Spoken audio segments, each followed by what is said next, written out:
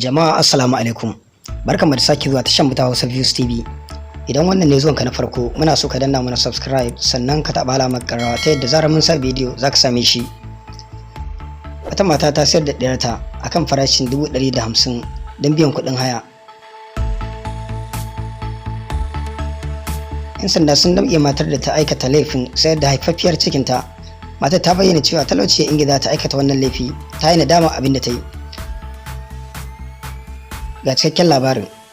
A kudu maso gabas, jami'an hukuma sun danƙe wata mata mai suna Miss Mercy Okon da ta sayar da ɗiyarta mai wata 3 da haihuwa akan farashi 150 saboda rashin kuɗi. Mercy, wacce uwa ce mai 'ya'ya 3, ta bayyana cewa talauci ne ingiza ta sayar da jaririyarta saboda tana buƙatar biyan kuɗin hayan gidan da take zama. Mercy ta bayyana hakan ne yayin hirarta da jaridar Vanguard. A cewar ta, mahaifin jaririyar ya rabu da ita lokacin cikin na da wata 6 kuma ba ta da mai taimaka mata. Ban taɓa yin haka ba, na sayar da ɗiyata 150 don samun kuɗin biyan kuɗin haya da kuma biyan wasu buƙatu.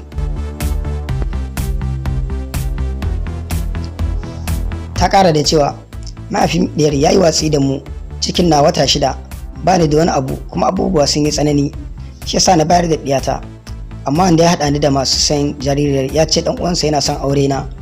Daga nan sai aka bani 150 kuma na karɓa.